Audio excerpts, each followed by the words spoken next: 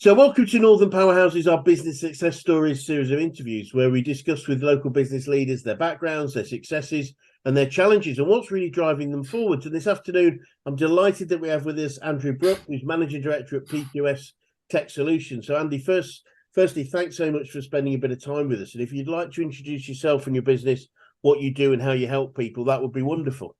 Well, it's great you've got us on, Chris. Really, it was a bit of a shock to get asked, but it's nice for people to value my opinion. It might change by the end of the interview, but but we'll see. I'm sure not. Yeah, basically, I'm come from a surveying background, and being inherently lazy, I always want to find easier, better ways to do things. And Brilliant. I were a kind of surveyor, engineer, setting it out, doing utility surveys for 20 years or so. And then I kind of decided to set up on my own. Went to the place where I used to hire the equipment off, which was a small company called PQS back then. There were only two depots and about 6 people there. Right. I said, "Oh, well, if you come and support our business, then we'll give you some free kit." And it kind of developed out of that to setting up a business with them, kind of looking at engineering consultancy, surveying consultancy, bridging the skills gap. And we've kind of grown from there. So I fell into surveying, and I've not managed to crawl my way out yet. But yes, that's basically what we are. We do everything really. We sell equipment, sell licenses, hire equipment, support customers, surveys, Well, anything in that kind of skill set. yep. I want to get the most out of it that we can, really. Wonderful. And we were talking when we were talking beforehand. You were talking about trying to sort of demystify some of the more Yeah, part of what we do. it's there's a lot of kind of things seen as a dark art and kind Right. of complicated and keeping things secret. Where my theory is you can't do all the work yourself, and you're better to kind of help people where you can, give them the information. They're always going to come back to you, Yes. but not kind of. I'd rather I couldn't employ enough people to do all the work, so I'd rather kind of help people to do it themselves. Maybe Brilliant. they'll hire a bit of kit, buy a bit of kit, but Yep. they can come back for when they need something else, and It, that's the way we like to work, really. it's interesting because you're saying that. Listen to you say that because I know in what we do in Actually Coach Business Coaching, we've got a lot of knowledge and expertise in what we do, and people say what and which we offer for free. We don't charge for the knowledge itself. People say, well, what aren't you? Isn't that the value? And for me, it's not knowledge that's the valuable thing. It's the use and taking action on the knowledge. And the reason we coach is that knowledge is there, but very few people actually implement. If that makes any sense. So the coaching Yeah. part of what we do is that.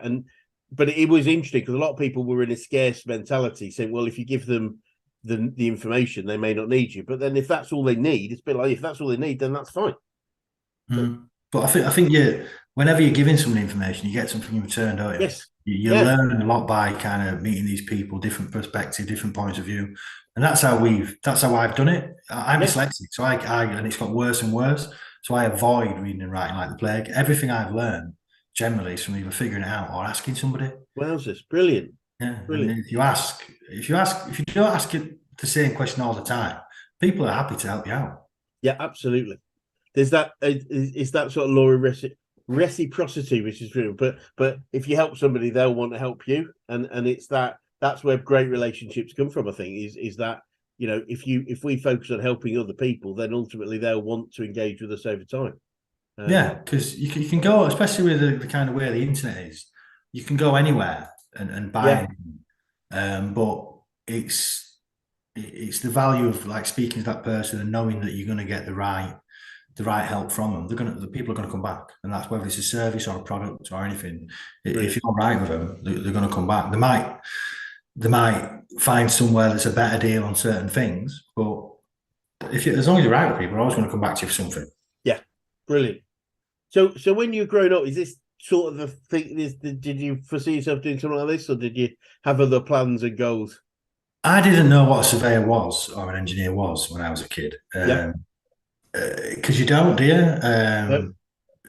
I think my plan was to be first one was to be a bin man because I finished work early, and and then some trade, but I couldn't pass the exams to get an apprenticeship. Yeah, I Right. couldn't do Yeah, it. yeah. So then I was going to go in the Marines, but I had asthma, so I couldn't get in the Marines.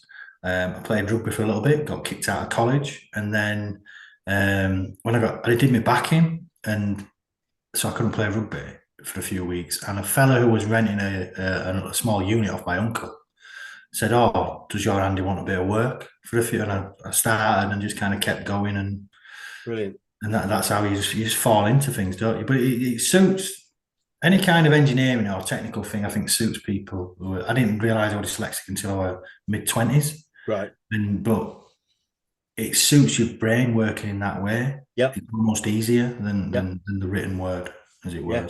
So yeah, it's not something I wanted to, but I didn't know what it was. Yeah. Yeah. No, makes sense. And as you've grown the business, what are some of the biggest challenges that you've had to overcome? Um, Finding a product, a business Right. that Yeah. is secure, especially in this kind of market that we're in, because there's a lot of engineers out there, there's a lot of surveyors out there, there's a lot of businesses that do it, and it's finding a better way to do it, to provide a better service, provide a better product, and that's what we try to do, Yep. and also help the engineers out with surveying, help the surveyors out with the engineering, and kind of fill that gap. And the hardest bit is trying to find a product that works, that Yeah. doesn't rely on. It's always going to rely on individual skill sets, but not heavily on people, because people can disappear, and Yep. it's kind of thinking. So we tried like normal setting out kind of engineering works, and that didn't really work out, because we've got to be careful that people work for customers of the hire business as well, so you don't upset them.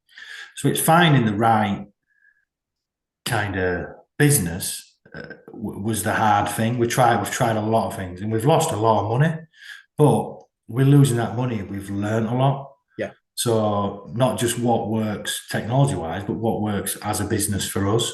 Right. Kind of what we want to do, what we want to achieve, and kind of where we want to be, and that's where we are now. We've this year we've really kind of kicked on and expanded out, separated from the hire business. Yep.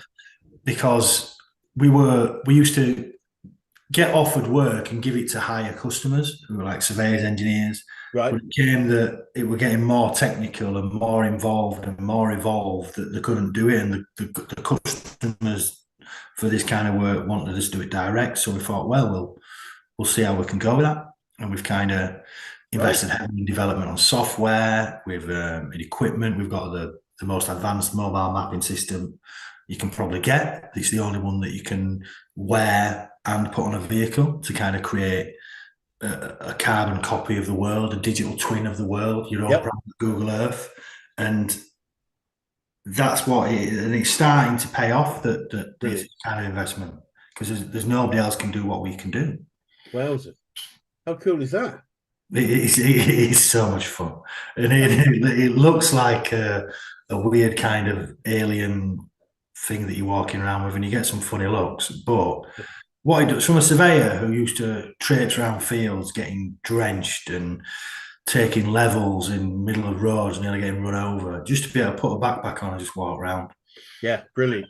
And it just sort of maps the whole It, 3D. it maps the whole. It takes a 3D image, but it's how it positions the images with the lidar, Right. and it's got integrated GNSS, so it can locate anywhere in the world, and you can link it in with toll stations. You can do just about anything with it. Amazing. It's the Veometry system, and that company started. They developed the algorithm for SLAM, and then they built the equipment to prove it. Yep. So 15 years later, now the market's ready for that kind of equipment. People are used to looking at Google Earth. People are Yes. used to Minecraft, and Google Earth is what's generated our market, because Brilliant. people are used to using it. People are used to seeing that now. Yeah. Yeah. It's yeah, that's where we've got to this year. It's. I mean, you're bang on. It's really interesting just thinking about. I'm lucky enough. I'm popping over to France tomorrow. I'm going to go to watch the Rugby World Cup at the weekend. So I've got to go for a week. And we're looking at where we're staying, and we've got a place on the coast. And literally just walking around, as you say, on Google Earth, Google Maps. I know where the beaches are. I know where the restaurants are. Visually. That's it. And you can see how long is it going to take me to get there. Yeah. And people weren't ready for that before. So No. if we'd have tried to do this 5 years ago, it wouldn't have worked. When we first started putting machine control into excavators so they can dig straight to the model and survey straight to the model. Right. The initial problem we had 5-10 years ago when we started, the drivers didn't have mobile phones, so they didn't know how to use a touchscreen. Right. So if you're saying tap on the screen, hold on the screen, swipe on the screen, they didn't have a clue what they were doing. Now, because everybody's got a mobile phone, people are used to that technology. And that's what it's getting the right product at the right time in this business. No, you're making me laugh. I'm just going to do. I was going to pick something up, but you're making me laugh now because a very long time ago, we started in providing software systems to the power industry, to power generation, working on power stations. So I spent a lot of time on power stations, and I remember we did this is 30 years ago. We digitized what they call the station log. So the guys that run the station, it's a legal document. They have to write on what happened. And I remember showing this system. It was just basically a word processor. It was just Google Words now, but then it was something a bit fancy. And I remember what you said. I remember saying to these guys that have been doing it for 30 years, it's got a multi-font word processor. And I remember the guy. I remember his name. I won't say right now. And he went, "Yeah, I've got one of those. It's called a pen." It's not changed in the power industry, I can tell you. And it just went, "Oh, fair enough." Yeah, that's not. But yeah, as you say, being able to use the technology, be comfortable using it. And it's not. Oh well, that's amazing. This is fascinating. I remember seeing a program. It's certainly the other side of COVID. It's probably 10 years ago about building. I think they were building the Palm in Dubai. Oh yeah. And they have these dredges that were dredging up the and then they were spraying it to a satellite location, computer control. It's amazing what they do. Similar sort of technology to what the whole of that is built autonomously. And the wall that they're building in Saudi, they're looking at fully autonomous excavators and equipment like that now, because the only thing that stops them doing it is having people on the work site. If you get the people off the work site, you can have autonomous vehicles and away you go. Yep. And it's the technology's jumped ridiculously. Things like the iPhone. So now a lot of the surveying equipment and surveying software runs on the iPhone because they don't have to pay for hardware development. Yep. All they're developing is the software to use, because they're never going to have the budget of Apple for development. And so the world's constantly changing with things like that. And if you imagine, I remember my first mobile phone, it didn't even have text messages on it. And it were to what you can do now. You can. Oh yeah. My kids are constantly putting games on my phone and watching YouTube on my phone, and it's ridiculous from where we used to be. 100%. It is really strange when it went from being something you called people on, and now that's almost the least important part of the whole thing, isn't it? Is that now it's somewhere where you can use your your apps. I never get the wrong air freshener anymore because I can just go on the WhatsApp video call and ask my wife, which one is it, darling? In such a calm voice as well. Absolutely. So fascinating what you're doing. It really is, and you said things have developed and are really moving forward. What do you say the biggest learnings you've had about growing a business? What are the key highlights that stick out for you? The main thing is the grind of it. You need to get into habit. Make sure you're getting paid. Find out who's paying you and kind of and why and when, and keep on top of that. Yep. Make sure that you kind of keep getting up every morning, keep contacting people. That's it. It's not the kind of big ideas. It's the day to day, which you kind of get into, and that's the most important thing. I think that realizing that it is, even though people who run a business will understand that, but people who don't think that it's easy. You just to a few people, just wander around. What are you actually doing? But there's all the other stuff in your head, and it's getting that down and getting other people to do it. I realized quite early on that what I'm good at and what I'm not, and then Yep. it's trying to find people to do the stuff I'm not, because if they can do that in an hour, what takes me a day, Yep. then that is golden. Because 100%. yeah, and it's finding the right people that can do that and just learning to let them do it. Yeah. I think the biggest trap SME business owners have is changing away from a mindset of which we need at the start of a business, which is the trap we fall into. If it's quicker and easier for me to do it, I might as well do it. Yeah. But that will be the thief of our time, and our time is our most valuable asset. So the quicker we can get into the idea of delegating anything that I can teach somebody else to do and then them do it to save time so I can focus on the important stuff. That's really where the value comes.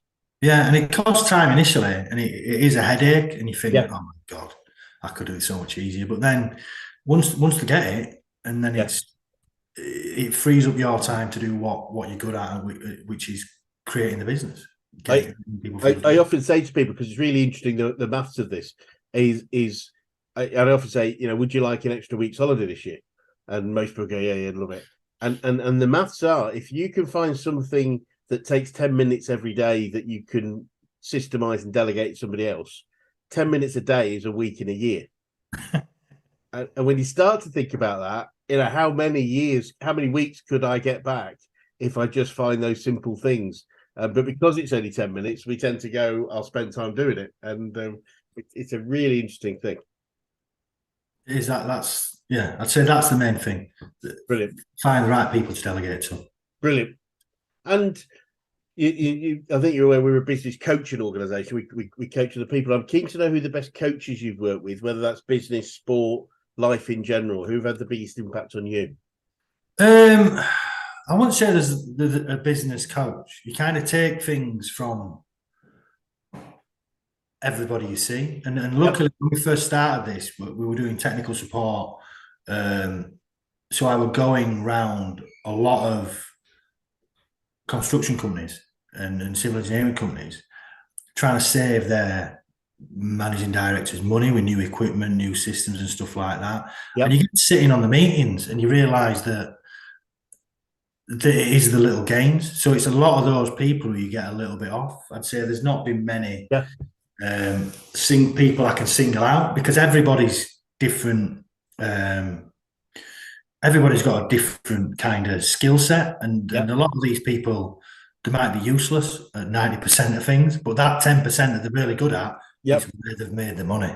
And then it's kind of getting that off a lot of people. I don't think individual people have ever kind of done it.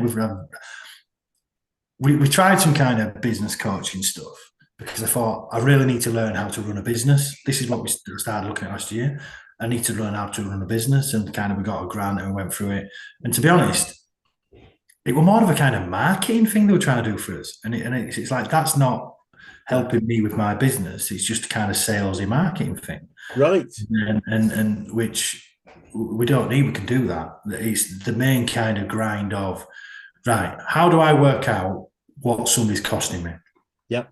How do I work out, am I better to buy that, or am I better to finance that? And that's the kind of coaching that you kind of just pick up off, like the different financial directors who you bump into, you're trying to get paid off, and just go, how do you do this? And how do you do that? So I'd say it's a wide kind of net of people. Yep. And sports coaching, I never listened to them. That's why I never got anywhere. Why I had to kind of start a business is I must be the worst person to employ or the worst person to coach, because I've no attention span, and even when I'm paying attention, I'm not really listening. It's a very common factor of entrepreneurial people is that they're unemployable. I had to start a business because I couldn't get a job. Yeah, we don't like being told what to do. I mean, that's the interesting point. Just some I suppose defending coaches, like coaching for me is about asking questions and not about giving answers or telling. it should be help. It should be I asking. think it's the same as anything though. If you find the right one, like finding the right people to enjoy, if you find the right coach Yeah, who know what you need, and I think it might have been that I didn't know what I was looking for. yeah, You know what I mean? And I didn't know. I never did business studies at school. I never no, understood anything like that or what you need to do. It was just I need to make more than it costs me, and yep, that was the rule. I need to brilliant. make more than it costs me, and then you kind of you build up the rest around it, and so yeah, we could maybe do with some, but the directors of the hire business have a lot more experience than me in running businesses, Yep, bigger businesses. But again, most of the stuff there knows no relevance to me because yeah, it's a different type of business, different business. Yeah, and it's a weird sector that we're in, yeah, where we're always trying to find that idea. Right, can we make money out of that? Is that profitable? Is it sustainable? Yes, no, right, that's done. Next one before somebody else picks it up, and yeah. that's how we work. Really. Well, I mean, I'm interested. What makes an A grade client for you? What's the best? What's the perfect client for you? Just in terms, because they might be listening. Somebody who understands the value that we bring and Yep. appreciates it. And I don't mean that as in we're awesome, but understands what they can get out of us. Yeah. So we have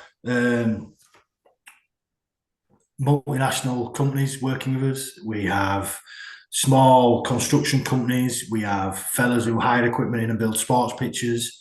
And the ones who kind of understand what we do. And again, it's having that conversation. They're going, oh, yeah, we can do that for you. And no, we can't do that. You better go somewhere else for that.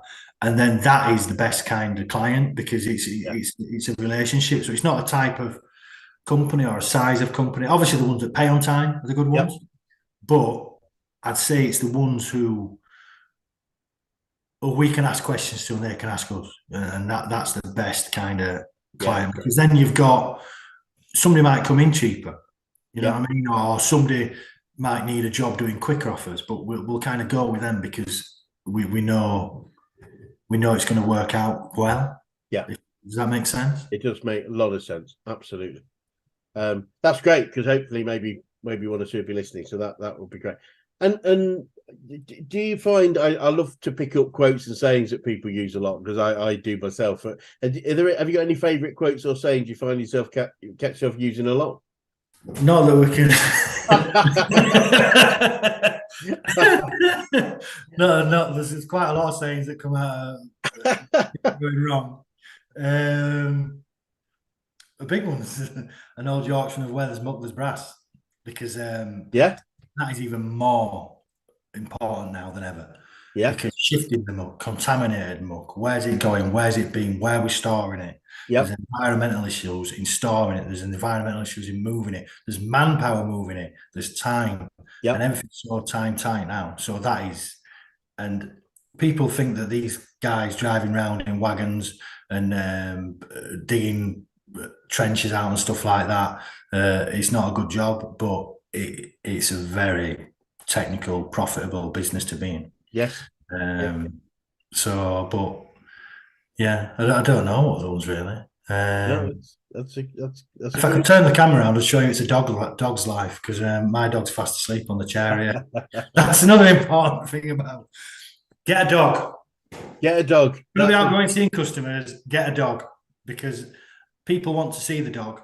Yep. See me. So if I go anywhere and if somebody's a bit arsey or something like that, the dog comes out with me and everybody's happy to see the dog, so everybody's happy. So the golden rule of business, get yourself a dog. A great rule, actually. I work with 2 or 3 businesses that have a strong dog. In fact, I was with one this morning. They must have, oh goodness, 8 to 10 dogs in the office on a regular basis. It's loads of fun. Well, they do just calm you down, and you realise if it's all going just, and you think, oh my god, especially because we use computers, and they're horrific. We've just had the update issue, haven't we? Yep. And then a lot of the stuff that we do, nobody's really done. So we're trying it, it's not working, you have to wait for its process and do this. And you feel like throwing the computer out the window. But you just pick the dog up, put the lead on, go for a walk. Brilliant. It's in your back and you're all right then. All is good with the world. Yeah, that makes a lot of sense. And Andy, what would you say you've learned about yourself as you've developed from starting this business to now? Um, I've I've learned that I'm not as lazy um, as I could be. So I'm generally up at 4:30. Oh wow, Jesus, that's definitely not lazy. Yeah. So it's get up, make the kids dinner, get to work. And it Wow. is just that.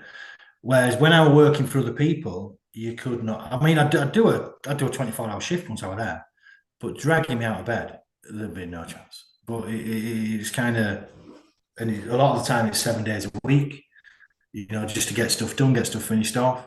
Um, I've learned that I have a value as well.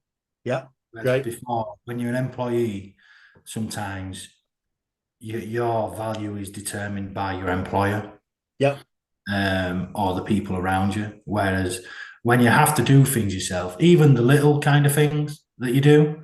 yeah, Uh, so we've recently moved into some new offices, and it's just kind of finding that, and it's nice, and it's nearer for the staff to get here and stuff like that.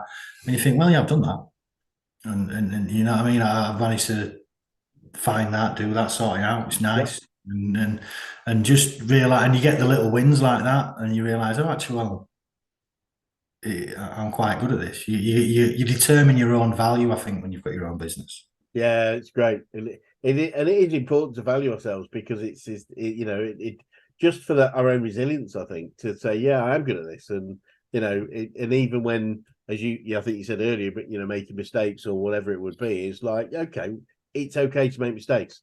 Oh yeah, we're good at them as well. We've done a lot of them. Well, me too, absolutely. Well, my one of my favorite sayings is it's a Japanese proverb, and it says fall down 7 times but get up 8, and Yeah, and I think I'm at about 13 or 14 now, but it's okay. And the other thing that comes to mind on that is our founder, a guy called Brad Sugars, is a very, very, very successful guy. But last time we looked, we think I think it was worth about £250 million. So he knows something about doing business. all right then. And he told me a long time ago, and it's always stuck with me. He said he believes he's successful as he is because he's made more mistakes than anybody else he knows, not Oh despite yeah. it, but because. And it's a willingness to try stuff and accept that it might not work.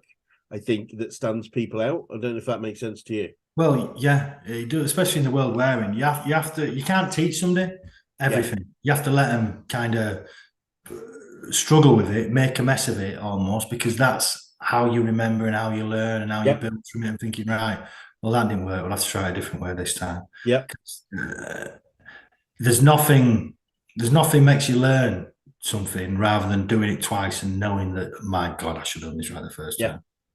yeah. Um, so yeah, I think that's very true. And often we can't.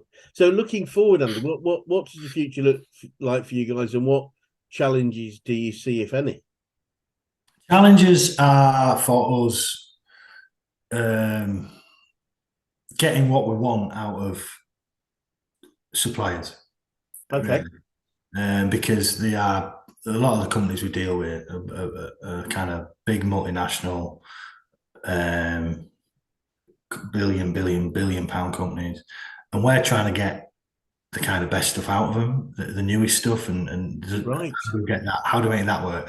And we know that we've got relationships with the high ups in a lot of these businesses. Yep. But the issue is, even the owner of one of these massive businesses can't give you what you want because there's that much red tape to get in, and we can't supply that, and we've got to get that, and that's got to go through there and there.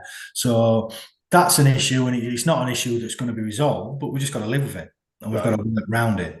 And it's so this week I've upgraded to Windows 11. I know it's been out for God knows how long, but because of the softwares we use and all these different kind of CAD drafting software, surveying softwares, and stuff like that, you're frightened to death of updating until you've got the go ahead of all of these suppliers that actually it does work, and Yeah. it does work, and it does work. And that's taken, well, how long's it been out? A year, maybe more. Yeah.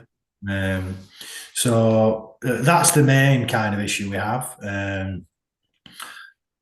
Really, I see the market, even though people seem to struggle with kind of working since we've come out of Europe, it's a lot better for us. We've got better access to Asia and America, it seems, than we did have before. We've still got the same access to the European market, so I don't know.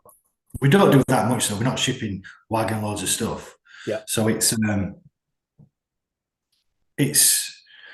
biggest, the supply chains are the biggest kind of. Right. Yeah. I think because where we are, we're trying to kind of diversify into not just construction, but other kind of avenues as well. So different kind of facilities management and other kind of geospatial, where they've got a geospatial need, but they don't have the skills. Yeah, That's what we're looking to get into, and supplying that. And we can now, because it's not a, people don't, the issue with before was that you had to supply a survey drawing, and you have to know how to read a survey drawing. Right. Whereas surveyors just used to do drawings, and that was it. And engineers just used to do drawings and read the drawings. So you had to have the skill set. Whereas now, because the technology creates these digital twins, you're almost giving somebody the world. So it's finding the best way to deliver that to them. Is it different types of portals, different kind of software, different viewers, being able to have different access to it, link different things to it. And that's kind of, it takes us into different markets, because whereas before the surveyor or the engineer would be kind of a part of the chain, because the person either side of them's got to be able to understand the drawings. Now we're done. Now we can go out and do a survey, and we can supply that on Google Earth. Or we can supply it on our own kind of portals and stuff like that. So that's the main thing. You're taking away the kind of, so you go out, do a survey or do a design, and you put an impression of that onto a drawing, and then somebody reads that drawing and has their impression of what that means. So there's a certain amount of skill set there. There's got to be kind of rules followed so that everybody understands it. Whereas now, you can give people the reality. You can have VR headsets. You can walk around and like that. You can do it on your phone. Have you seen the Google Street View thing where you lift your phone up and it's giving you directions?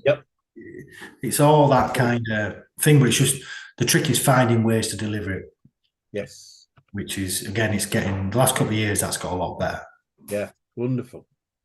Sounds like, I mean, what an exciting time to be doing what you're doing. It sounds very exciting, but a lot of it is getting up at 4:30 and coming in or getting, we can connect to the computers with phones and send stuff back and forth, and so it doesn't sound that exciting, but it's even less exciting than it sounds.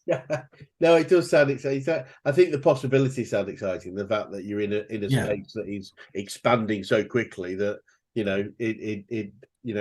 people, I think you said possibly even before we started that that you've got so much business that you could do that it's trying to keep up with what the opportunities are. It's picking the right ones and just kind of and we're getting better at that. Brilliant. And picking the right kind of, because you've only got so many resources and so much time. It's picking the right ones and provide, because we've got to, it's always got to be a quality service. Because you only have to mess it up once and you've lost that customer. And you've lost whoever else is involved in that project. So it's being able to find stuff that we can do well. There's no point us doing something that somebody else can do better. No, absolutely. So what would you say, Andy, to anyone that was thinking of going into business right now? Know what your business is. Know what are you selling, a service or a product, and what's your market? Have you got the most important thing is, can you find the customers? And then the other thing, which is hand in hand, is can you guarantee the supply of what you're giving them, whether it's a service or a thing. But I'd say not to be frightened of it. You're not going to be any worse off in the business than getting a job. If you get a job, and if you've got a skill set, if you've got enough of a skill set to start your own business, then you can walk into another job. Because you're good enough. I'd say I wish that I'd done it years before. But you just get in this mentality of, again, when you're working for somebody, this is all I can achieve. I've got to follow their career path. I want to get to the next level on their Yes. their ladder. But why do you? Yeah. No, Why I can't you do just what you want to do? So 100%. I might get up at 4:30 every morning, but that's because I'm not much of a sleeper anyway. And it means that Yep. then if I need to, I can go pick the kids up from school. I can go take the dog for a walk. You know, and it's Brilliant. you kind of pick your own hours. The long hours, but it's much easier to pick your own hours that are long rather than just settle and do what you're told. Yes. Yeah, I often say to people that the challenge with having your own business is ultimately the buck stops with us until we've got somebody else doing what we do. That's it's down to us. But the great thing about the business, about running a business, or one of the great things, is we get to choose how it is. We can run our business in a totally different way to anybody else that runs their business, a similar business in a different way. Yeah, And as you say, getting up early so that we can finish early, or making sure we've got the breaks in the day to pick the kids up, and we can create our lives the way we want them way more easily if we own a business and run a business than if we're working for somebody else, because it's then almost impossible, I would suggest. you see, it's always easy to work for yourself as well Yeah. because you know that the harder work, the harder you work, the more you're going to get out of it. Yeah. Whether it's kind of, it won't be money initially, maybe, but you're going to build a reputation, which Yes. will kind of give you more chance of getting the money. And I think, yeah, I wish I'd done it soon because if you're good at what you do, then all you need, and like you say, there's these coaches, there's people who can help you out with the finances. There's people who have part-time accountants, part-time admin staff, and you can almost have a virtual office now. You don't have to have your own office. You can pay somebody, and they will be your office. Yeah. And your mail will go there, your phones will be answered there, and your Yeah. printing will be done there, and you don't even have to set foot in there. Yeah. And there's all these different options. You can hire space by the hour, by the day. And there's when we were looking for this place, there's loads of spaces around Leeds, Yeah.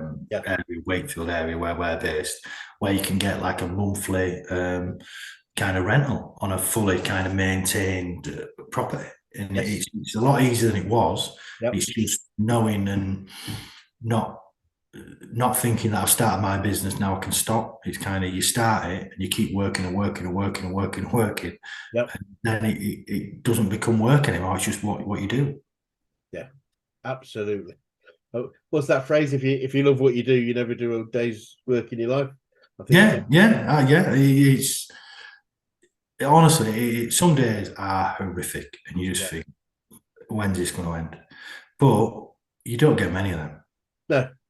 You go through patches where it's bad, but if you can recognise what's causing the stress, it'll be like a couple of things in your day that you're thinking, I should have done that. Yeah. And if you can get them cleared up, then you're all right. And most stress, I believe, most stress is self-inflicted. It's our view of the situation. We beat ourselves up for maybe not doing enough or making a mistake, but that's self-inflicted. We don't have to. We can Yeah. accept that some days we don't do it. In fact, that's the saying. I don't know if it is a saying. I've heard it somewhere, but if you can do something about it, do it. And if you Yeah. can't, don't worry about it. If you Yeah. can't do anything about it, what's the point in worrying? There's a guy, I think it's a guy called Stephen Covey talked about a circle of, get it right, circle of control, Yeah, circle of concern. I.e., this is what you yeah, can do something about. This is what you're worried about. And the bigger the gap between the circles is, the more stress you get.